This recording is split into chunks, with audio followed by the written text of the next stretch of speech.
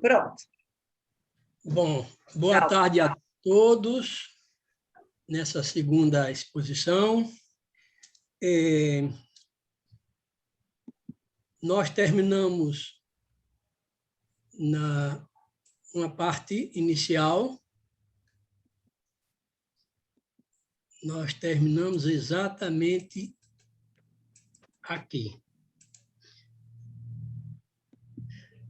Eu sugeri um problema. Hildeberto não está compartilhando. Como é? A gente não está vendo. Não está vendo? Eu estou vendo. Problem. Ah, sim? Não sei porque. Mas alguém pode dizer se está vendo, gente? Eu estou vendo também. Eu estou vendo também. Está bem visível, a Eu estou letra está vendo boa. também. Sim, sim. Ok, tá bom. Isso, tudo ótimo. Vai lá, tá bom. Pois bem, eu sugeri esse problema, todo mundo leu, já sabe de que se trata, e coloquei 7 questões iniciais.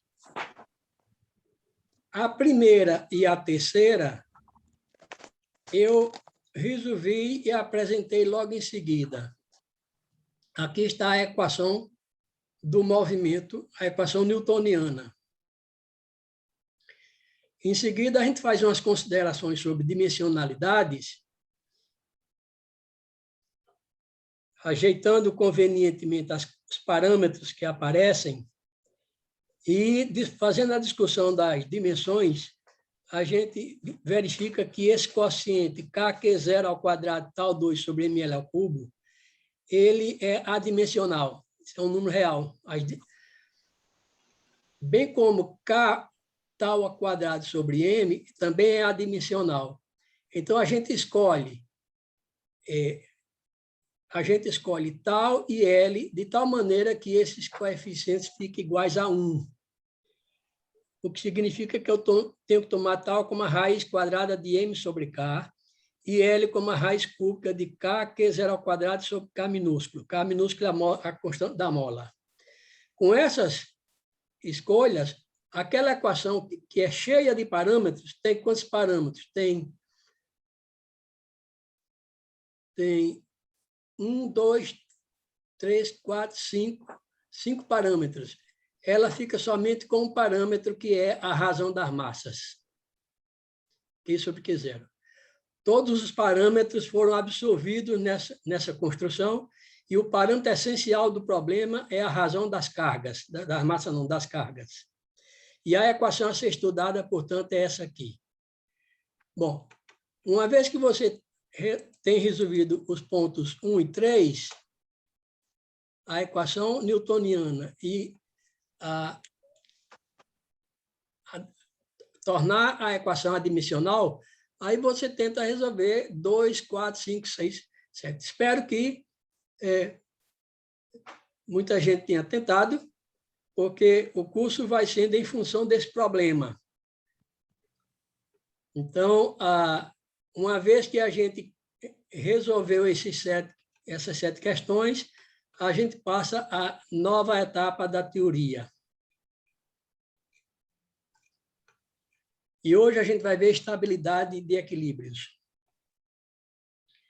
Uma equação diferencial ordinária no RN, no aberto de RN, para cada ponto xi do domínio dela, você denota por φ e t xi a solução que em zero vale xi. Então, um equilíbrio é um ponto em que a solução fica parada a todo tempo. Isso quer dizer que o f de x0 é zero. Você diz que o equilíbrio é estável se qualquer bola de raio se qualquer bola centrada em x0, para qualquer bola centrada em x0, existe uma outra bola menor, de tal modo que todo ponto dentro da bola menor implica que a solução que começa nele fica na bola maior para todo o tempo futuro. Então, a solução não se afasta do equilíbrio. O x0 é instável se ele não é estável. um primeiro teorema de estabilidade, cuja demonstração pode ser vista nesse texto, é uma excelente demonstração, essa que está no Rich-Smith. É o seguinte, se lambda1, lambda-n são os autovalores da parte linear, da parte linearizada, A é a derivada do campo no ponto, x0, no equilíbrio. Então, se o equilíbrio for estável, todos os autovalores têm parte real menor ou igual a zero.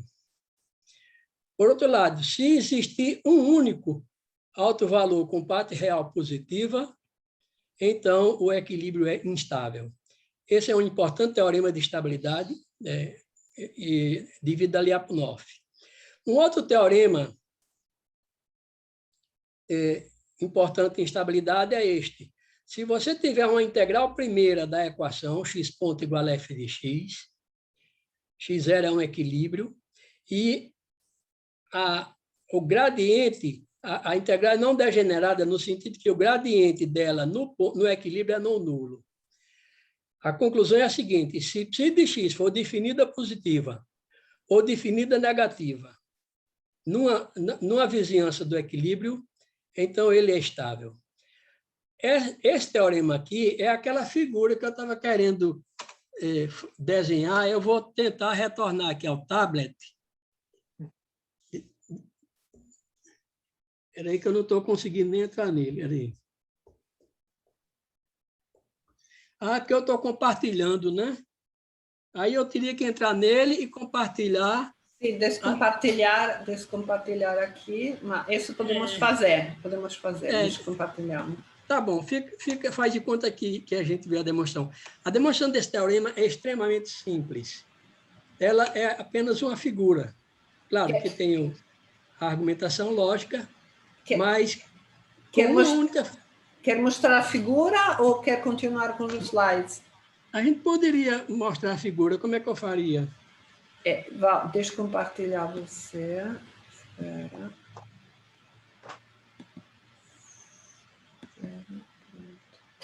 Aí eu clico compartilhar, não é isso? No tablet, sim. Aí eu vou em tela, iniciar agora. Sim, isso, já está. Vou lá no... Isso, perfeito. Certo? Pronto, está vendo a figura aí, né? Veja, vou supor que ela é definida positiva, o equilíbrio é esse pontinho aqui.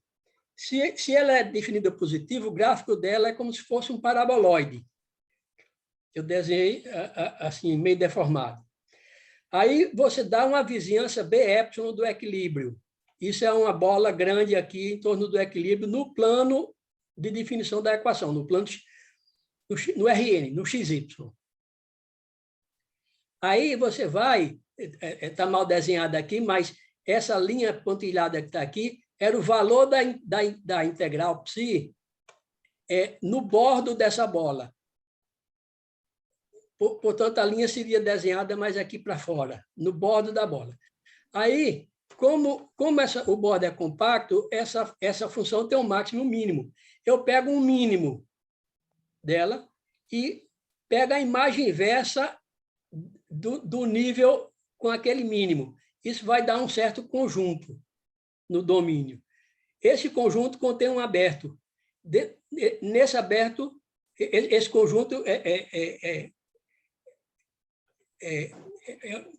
é fechado porque a imagem inversa desse nível, mas ele tem um interno não vazio. Então, dentro dele, eu tomo um B delta.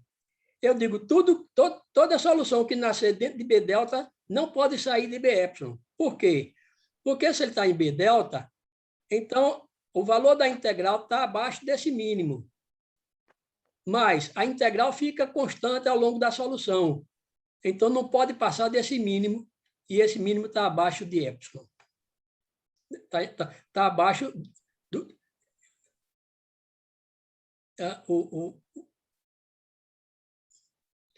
Vou repetir com mais devagar. Você pega uma bola centrada no equilíbrio, toma o valor da integral no bordo, uma certa curva aqui em cima.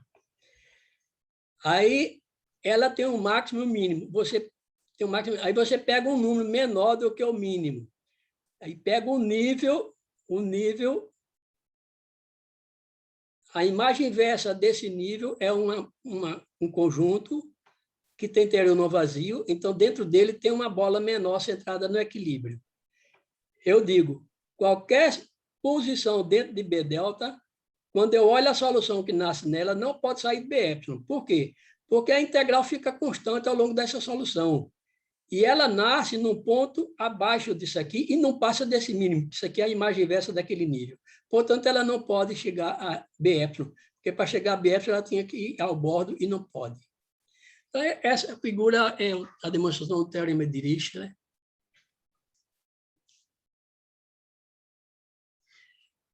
Eu acho que eu descompartilhei.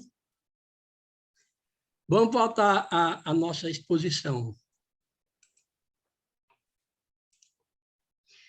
Muito bem. Então, esses dois teoremas de estabilidade são muito importantes para a gente. Agora, vamos ver como fica a estabilidade em sistemas hamiltonianos. Você pega um equilíbrio do sistema hamiltoniano. O sistema linearizado é Z ponto igual a Z, onde A é a matriz simplética J vezes a hessiana do hamiltoniano no equilíbrio. Os autovalores de veja, A é J vezes uma matriz simétrica, então A é hamiltoniana. Então, os autovalores de A vêm aos pares, mais ou menos lambda1, mais ou menos lambda-m. Aí, veja, suponha que Z0 é um equilíbrio estável. Pelo teorema de Lyapunov, real de lambda tem que ser menor ou igual a zero. Para todo J. Mas por que os sinais negativos, lambdas negativos, também são equilíbrios? A real de lambda vai ser maior ou igual a zero. Então, o real de todo equilíbrio é nulo. Portanto, se um equilíbrio de um sistema hamiltoniano é estável, todos os autovalores da parte linear são imaginários puros. É essa a dificuldade, a origem da dificuldade do estudo de estabilidade em sistemas hamiltonianos. Aqui é a ilustração. Pega esse sistema. Ele não é hamiltoniano, mas ele tem autovalores lambda mais ou menos i, imaginários puros. Agora, passe para coordenadas polares. Essa equação que está aí se torna R ponto igual a epsilon Rn mais 1 e θ ponto igual a 1. E essa equação você integra fácil. Θ é t mais θ0 e o R de t você integra essa equação por cálculo 1 e você obtém essa expressão. Ora, se epsilon for negativo, esse denominador é maior do que 1 e R de t tende a zero, ou melhor, fica sempre menor do que R0. Portanto, o equilíbrio é estável. Se epsilon é maior do que 1, aí esse denominador é menor do que 1 e isso aqui tende a infinito. Então, o equilíbrio é instável. Então, veja, esse sistema aqui tem autovalores mais ou menos i e por uma perturbação, por menor que seja epsilon, se eu perturbar ele dessa maneira, eu posso ter o equilíbrio estável ou instável.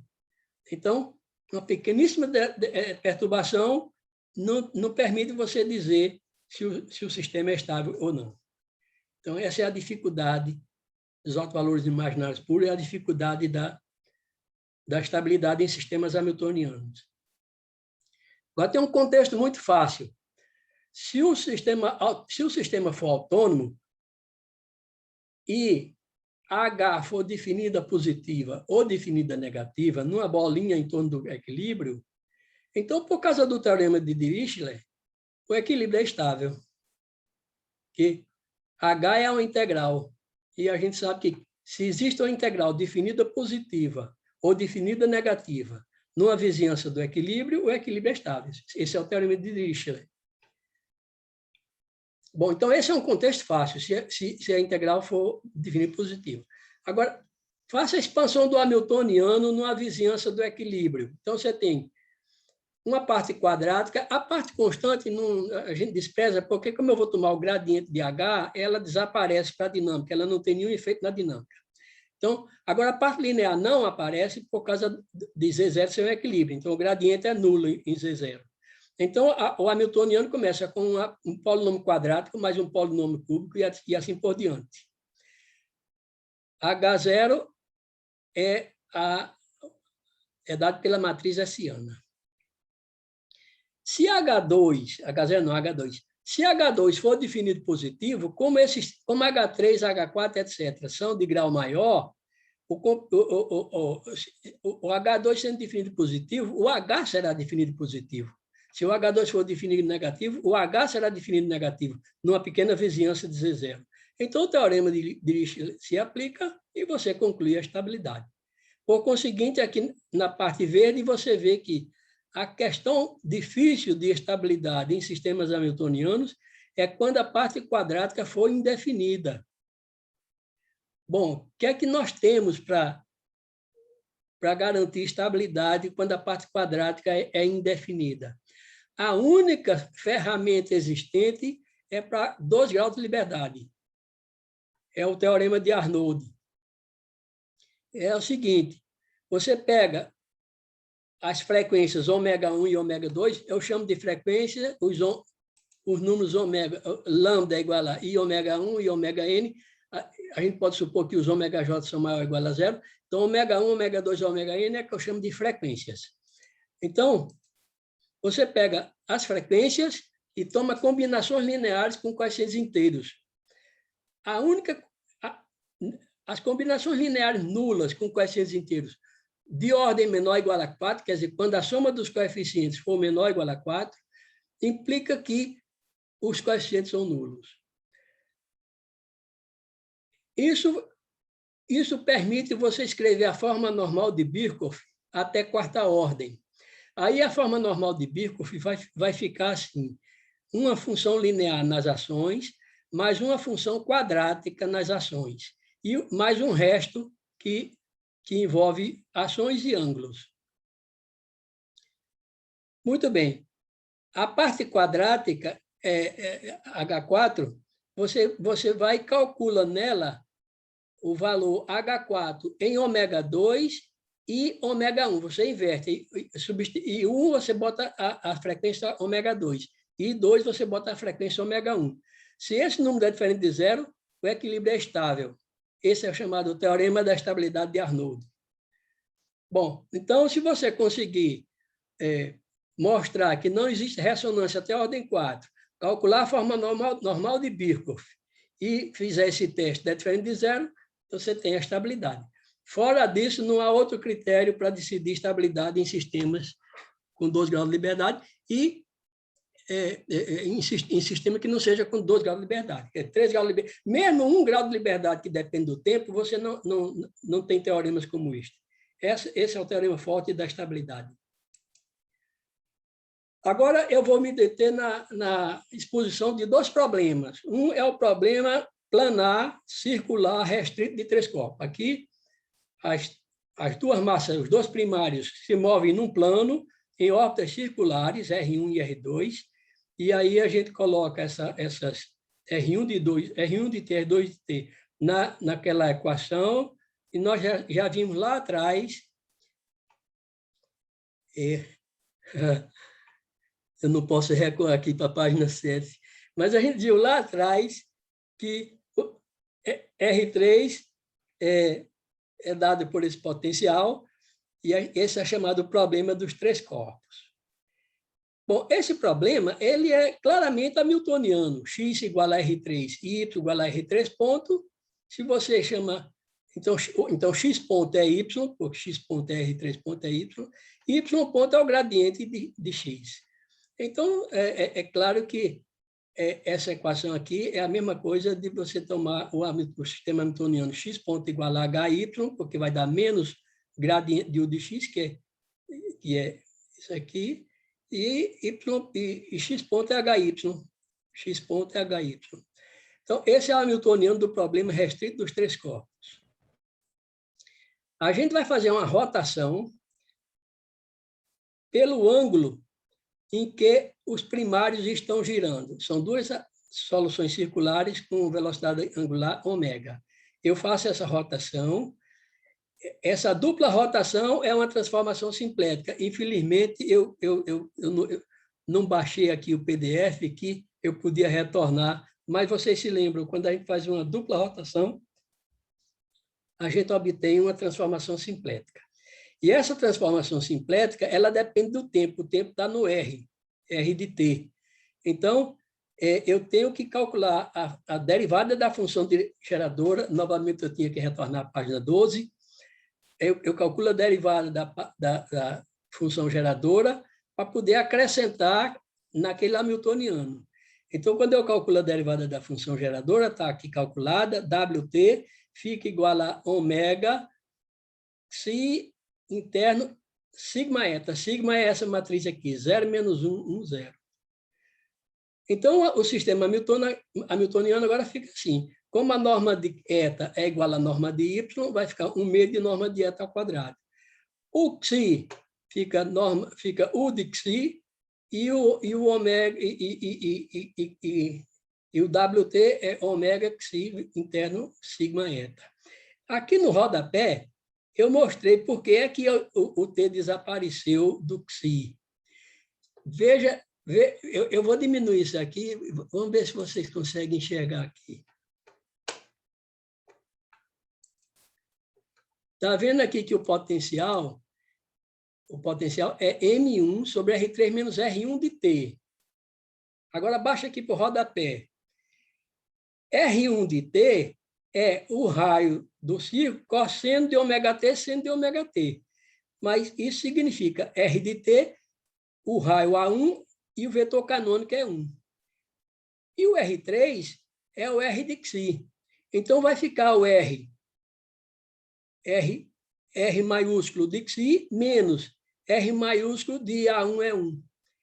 Então, como a transformação, a rotação preserva a norma, você tem xi menos A1 é. Então, veja aqui, quando eu olhar para esse denominador, ele será na função U autônoma, não tem um tempo.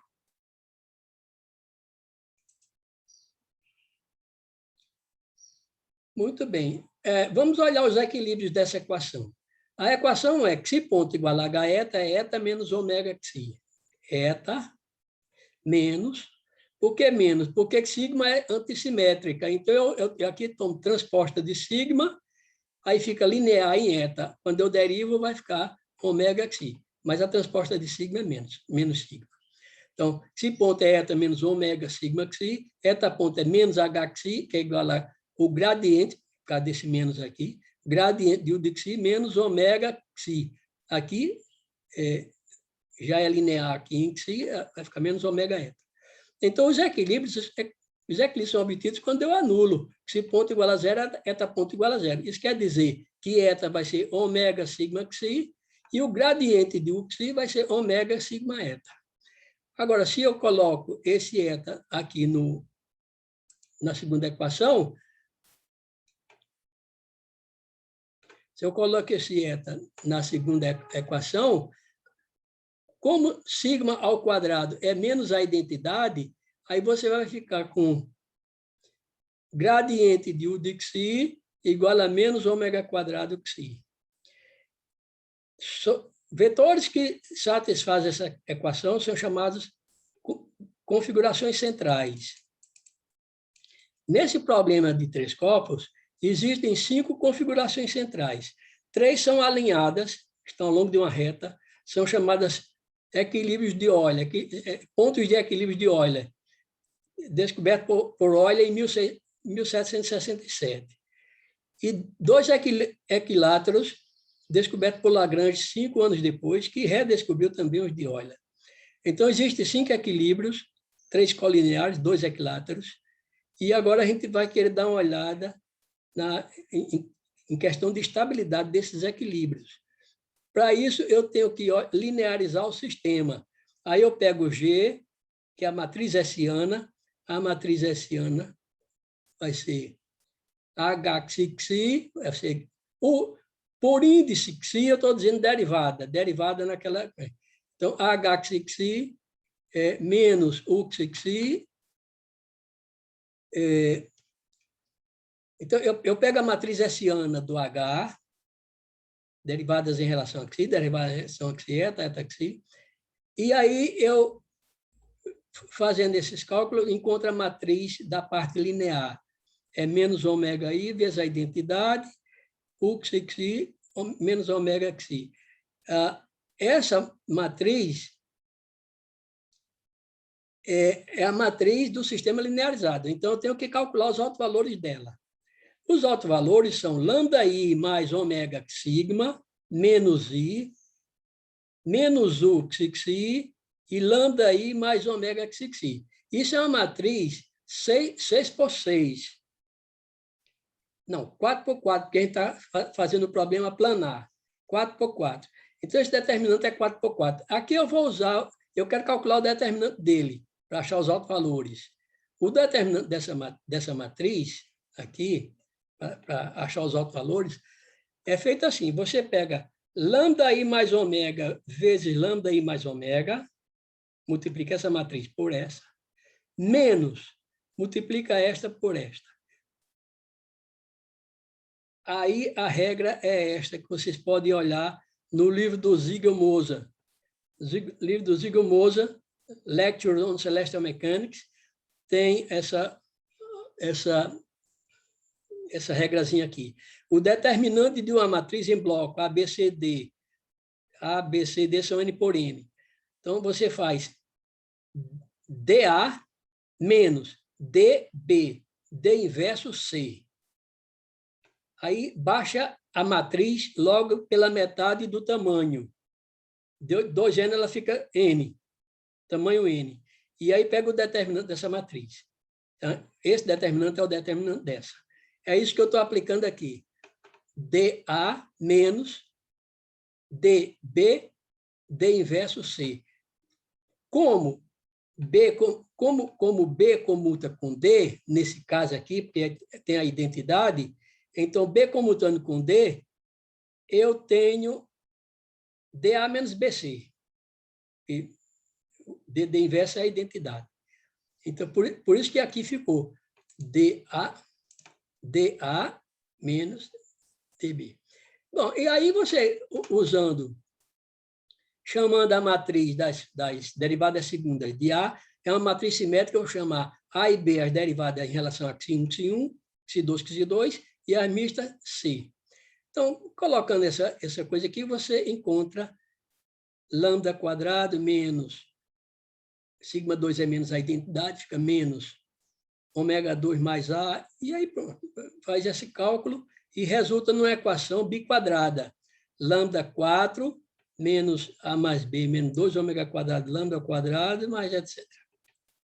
Bom, aí tem essa regrazinha aqui. Se eu tiver uma equação biquadrada, nós estamos em busca de analisar a estabilidade. Então, antes de tudo, queremos saber se os autovalores são imaginários puros. É o caso que nos interessa. Então, quando é que essa equação lambda quarta mais alfa lambda quadrado mais beta igual a zero tem valores imaginários puros e distintos. E aí, portanto, ela seria diagonalizável e o sistema linear seria estável. E a afirmação é: as raízes são distintas e imaginárias puras se somente se alfa é positivo, beta é positivo e o determinante alfa 2 menos 4 beta é positivo. Isso é evidente da fórmula de raiz de uma equação de segundo grau, porque lambda ao quadrado é 1/2 de menos alfa, mais ou menos, raiz de alfa 2 menos 4 beta. Se beta for negativo, essa radicando tem valor absoluto maior que alfa. Se beta for negativo, alfa 2 menos 4 beta é maior do que alfa 2. Então, quando eu extrair a raiz quadrada, esse número domina menos alfa. Então, como tem mais ou menos, vai aparecer uma raiz positiva. Vai aparecer uma raiz negativa.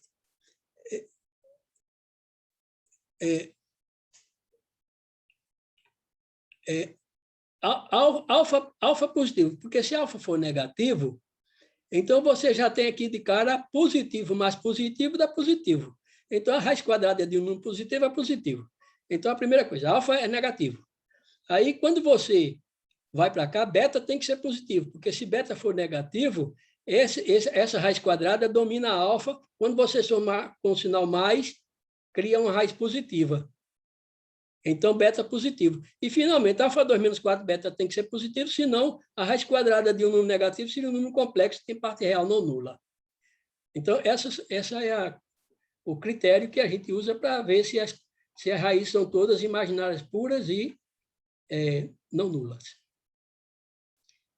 A gente normalizando as massas dos primários e tomando a rotação como 1, a gente faz M1 igual a μ, automaticamente M2 é 1 menos μ, então A1, os raios se tornam 1 menos μ, A2 menos μ, e o potencial fica assim, μ sobre D1 mais 1 menos μ sobre D2.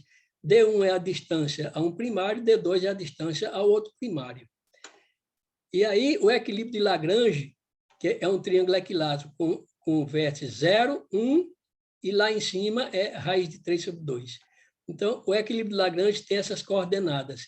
Você pega essas coordenadas e bota nas derivadas parciais segundas do potencial, para achar A, B, C e D.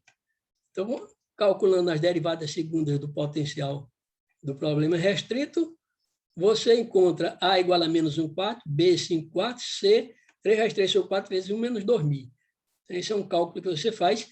E aí, quando você faz A mais B, etc., você encontra aquela equação, essa equação daqui, nessa forma alfa 2 mais beta, ela fica assim. Lambda 4 mais lambda quadrado mais 27 quartos de μ vezes 1 menos μ igual a 0. Então, você já tem aqui alfa positivo, beta positivo, só precisa agora ver delta.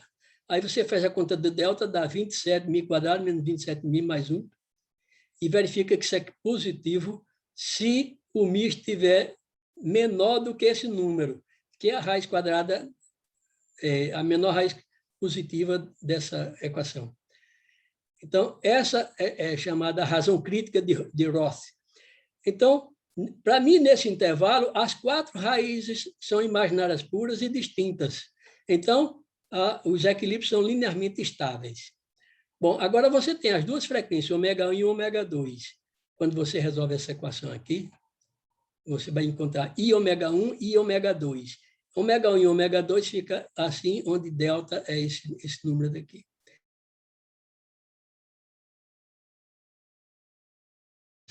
Você busca saber se existe uma combinação linear delas igual a 0. Então, você tem P ômega 1 igual a Q ômega 2. Aí você vai e calcula as possíveis frequências. As primeiras 4 são essas. Ômega 1 igual a ômega 2 é possível. Ômega 1 e 2 ômega 2 é possível. Ômega 1, 3 ômega 2 é possível. Ômega 1 igual a 4 ômega 2 é possível, mas aí já passou de ordem 4. Aí eu digo que a primeira ressonância ocorre em μ1, essa aqui. As duas seguintes acontecem em valores μ2, isso aqui é μ2, em dois valores, μ2 menor do que μ3 e menor do que μ1. Esse aqui é μ2. Aí, como você eliminou, se você fica fora desses valores de μ1, μ2 e μ3, não existe ressonâncias menores do que 4. Então, você pode normalizar, pegar a forma normal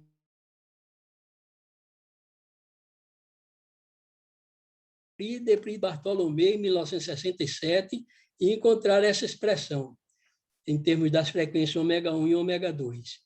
Então, D4 é esse número.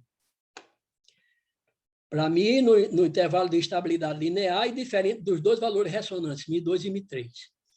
Acontece que essa condição é diferente de 0, exceto por um valor particular crítico em 0 μ1, diferente de μ2 e μ3. Então, o D2 sendo diferente de 0, você tem que o equilíbrio de Lagrange é estável, mas fica pendente se ele seria estável. Linearmente ele é estável, porque μc está no intervalo de estabilidade linear, mas não linearmente ele é estável. Como o critério de Arnold falha em μ4, então você não pode decidir. Então, em 86, Kahnemeyer e Dieter Schmidt calcularam a forma normal até a ordem 6. e verificaram que D6 é diferente de zero no valor crítico. E o teorema de Arnold, ele vale não somente até a ordem 4, ele vale enquanto você puder normalizar, se o critério é diferente de zero, você garante a estabilidade. Por conseguinte, o equilíbrio de Lagrange é estável para todo o μ no intervalo de estabilidade linear, exceto para μ igual a 2 e μ igual a 3, porque, inclusive, em μc ele é estável. O mesmo é verdade para L5. L5 é o simétrico de L4. Os equilíbrios de Euler, L1, L2 L3 são trivialmente instáveis. Isso a gente fala porque, quando a gente calcula os altos valores, já vê que tem parte real não nula. Em 1970, Alfred provou que L4 é instável tanto em μ2 e no ano seguinte como para μ3. Então, isso é o resultado da análise da estabilidade do equilíbrio de Lagrange para o problema restrito dos três corpos. E agora eu gostaria de passar do problema restrito para o problema do restrito circular para o restrito elíptico. A razão é que tem uma técnica muito importante que eu quero deixar claro aqui e depois mostrar que o problema cai fora da possibilidade de análise do caso anterior. Então, o problema restrito dos três corpos é o mesmo problema restrito, mas agora R1 e R2 descrevem elipses com excentricidade ε no plano XY. O raio vetor na órbita elíptica é dado pelo... Se eu pudesse voltar à página 6, eu ia lembrar a formulazinha R igual a P sobre 1 mais E cosseno Ni, que a gente mencionou quando falou sobre o problema de Kepler. Então, você tem isso. Aí, você pega R igual a R1 menos R2, então você vai ter uma solução do problema de Kepler, Ni é a anomalia verdadeira desse problema de Kepler. E agora eu vou fazer uma rotação ômega, mas não por um ângulo, não por uma velocidade angular constante, uma velocidade variável, porque esse niponto já não é igual a ômega t. Então, você pega essa rotação pela anomalia verdadeira e toma R3 igual a ômega xi, aí você usa a linha para derivar em relação a Ni, e aí você calcula R3, vê esse cálculo aqui. R3 é ômega xi ponto. Eu vou derivar em relação a ponto, mas quando for conveniente usar a expressão em linha, eu uso a regra da cadeia. Então, R3 é ômega xi ponto mais ômega ponto xi. Mas ômega ponto é ômega linha, ômega dni, dt. E aí eu usava a relação de Ni ponto e fica R3 igual a ômega linha de ômega dni, dt, por isso que Ni ponto ômega linha xi.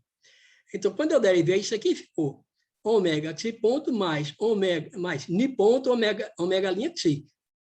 Aí eu derivo de novo, ômega 2 pontos, aqui no fim, ômega 2 pontos, e faço essa expressão. Eu boto ômega agora em evidência.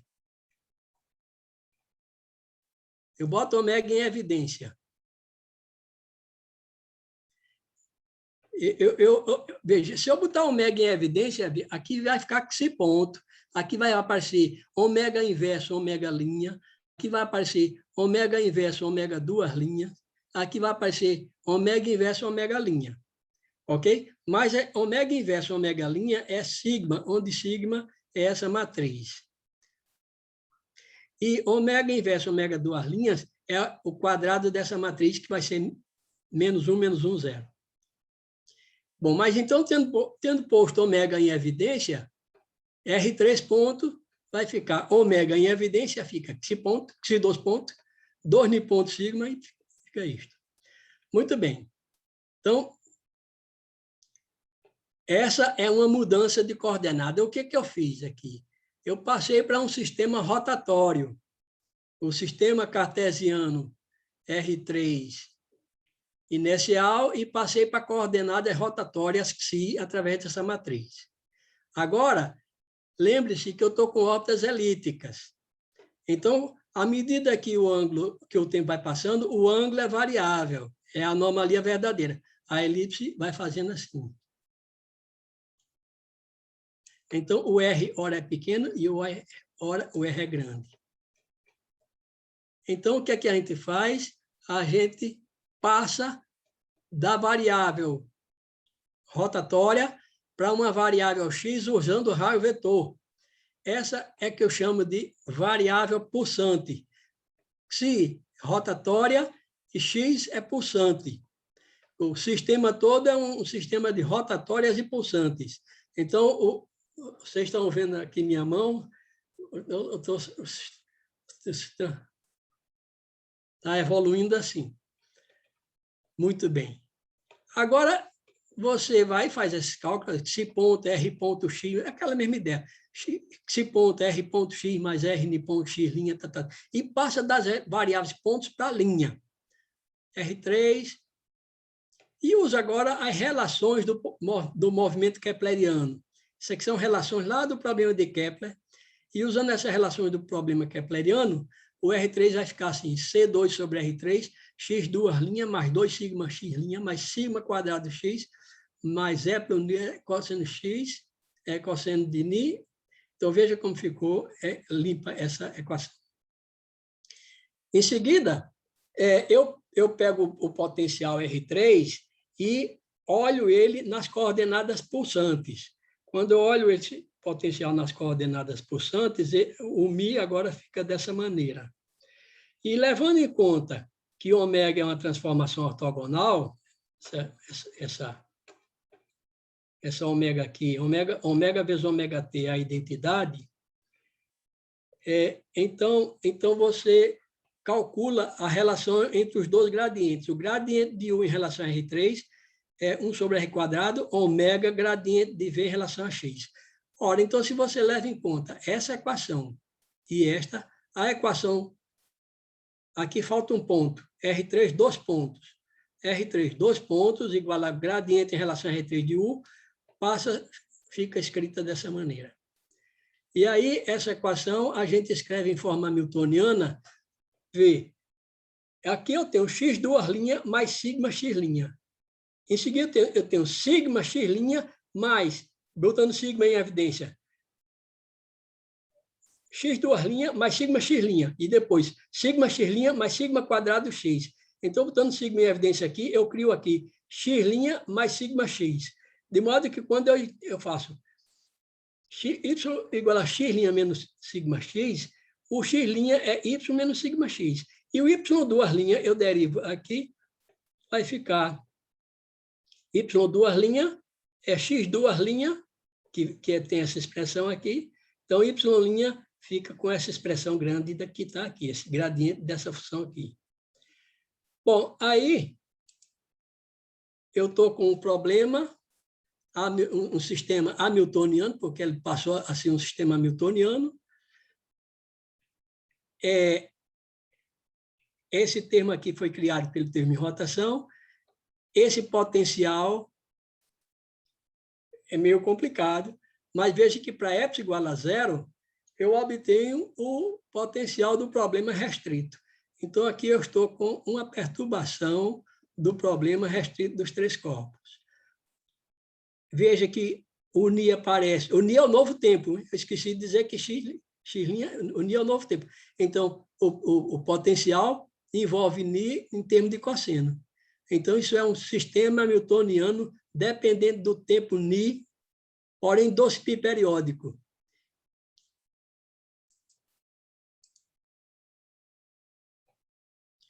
Sistema hamiltoniano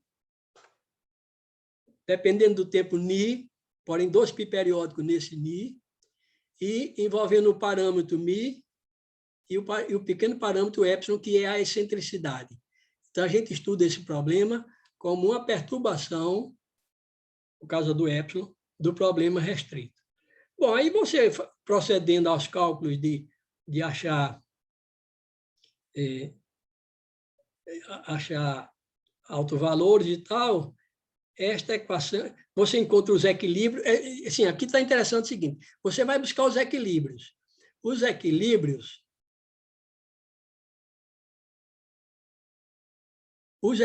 são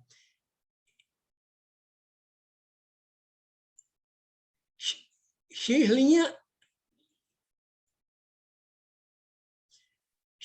y igual a zero. Então, y igual a sigma x. E esse gradiente igual a sigma y. Quando você bota sigma y substituído por sigma x, vai ficar menos x2. Então, o equilíbrio vai ficar y igual a sigma x e o gradiente em relação a x igual a menos sigma 2x. Aí aqui está uma observação interessante. Olha. Sigma 2 tem a terceira componente nula, porque, se lembra, sigma 2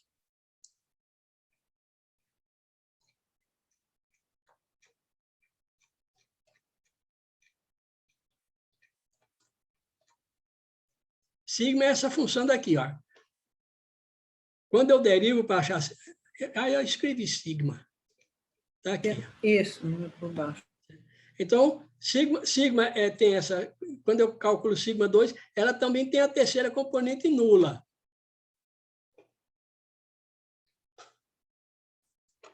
Aí, terceira componente nula, isso vai dizer, por causa dessa equação para 3, que x3 é zero. Então, a conclusão, então você fica, quando você calcula essa gradiente, você obtém essas expressões. Então, essa expressão aqui é não nula. Então, para que você tenha um equilíbrio para todo valor de ni e epsilon, o x3 tem que ser zero. Porque isso aqui será não nulo. Então, significa que os equilíbrios estão no plano dos primários e existem 3 colineares, mas isso aqui teria que demonstrar. Não, demonstrar não, porque recai no problema circular de Lagrange. X3 é não nulo, e 3 colineares, 2 equiláteros. Agora a questão. Os equilíbrios de Lagrange, aqueles que são equiláteros, são estáveis? Esta questão não é... Agora, é bastante difícil, porque o seu hamiltoniano tem 2 graus de liberdade, mas tem o tempo também envolvido. Então, a questão desse equilíbrio ser estável não é um problema fácil. Porque, embora 2 graus de liberdade, depende do tempo. A possibilidade, para estudar a estabilidade deste equilíbrio, é baixar a bola e estudar se ele é linearmente estável. Então, Lagrange, para y igual a zero, é linearmente estável naquele intervalo 0, μ1. Mas aquilo é para o sistema autônomo. Eu estou perguntando se o equilíbrio para o sistema linear não autônomo, envolvendo o epsilon, é estável. Esse é um problema que requer mais matemática para analisar, e essa matemática é a que a gente vai começar a ver. Estabilidade de sistemas hamiltonianos lineares periódicos, que vamos começar terça-feira. Pronto, terminaria aqui. Agora, eu quero perguntar como é que vai o andamento das 7 questões? 7 não, porque 2 foram resolvidas das 5 questões. Resolver aquelas questões faz parte do treinamento. Quando você vai resolvendo aquelas questões, você está revendo, aplicando toda a teoria que está sendo exposta. É claro, muita coisa a gente não demonstra, e tem teoremas, o teorema da estabilidade de Arnold, tem muitos teoremas aí profundos, de demonstrações longas e delicadas, mas você vai admitir esses resultados e vai aplicar para decidir se dá informação sobre aquele problema que eu coloquei. Então, a minha pergunta é, existem 3 soluções, eu já disse que tem 3, mas no enunciado não é 3, não. Eu pergunto Vamos voltar lá na...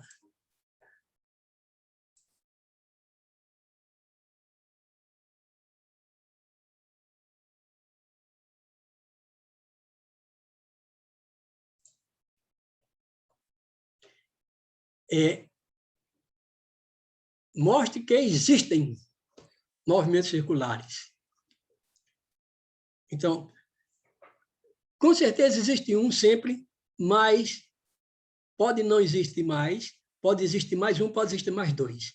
Então, tem que fazer essa questão. Depois, escreva a equação 3, que a gente já achou aqui embaixo. Pega essa equação e escreva em forma hamiltoniana. Agora você está com um sistema hamiltoniano autônomo, e aí você prossegue.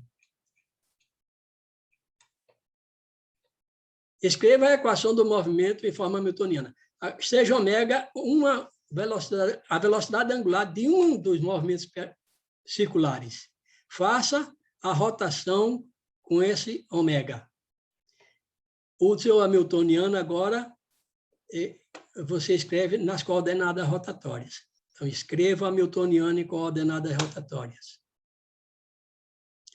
Uma vez que você tem esse hamiltoniano, cada círculo daquele vai ser um equilíbrio nesse novo sistema, porque você está girando com a mesma velocidade angular. Então, ache os pontos de equilíbrio do sistema no sistema rotatório. Isso são as órbitas circulares que você acha.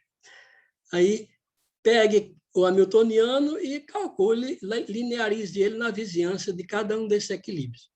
Então, essas 7 questões podem ser resolvidas todas com o que a gente já viu anteriormente, né? Até essas coisas.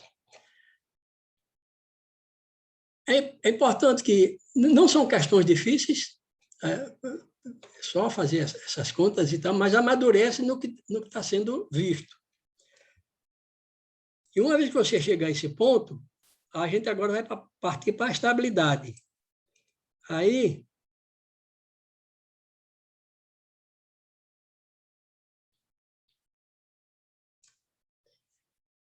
eu tenho mais questões, mais 4 problemas.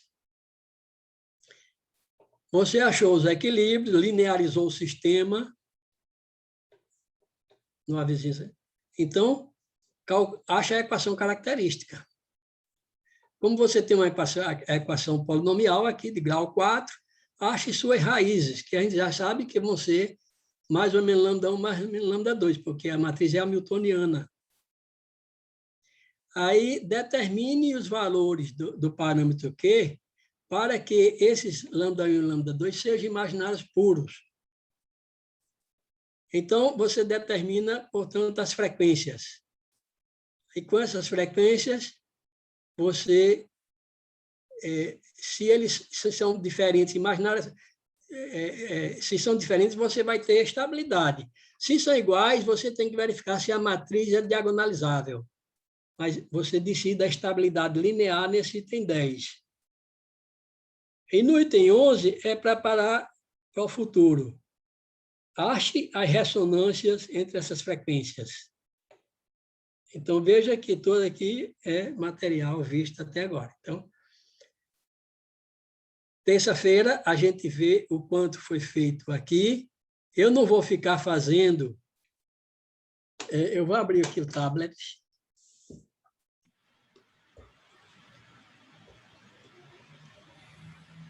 Hildeberto, eu tive uma pergunta que vai responder agora ou... Não, a gente pode deixar para responder depois. Okay. Dar um intervalozinho. Sim, vamos dar um intervalo. 10 minutos. Eu queria só mostrar um negócio aqui, mas não estou conseguindo abrir.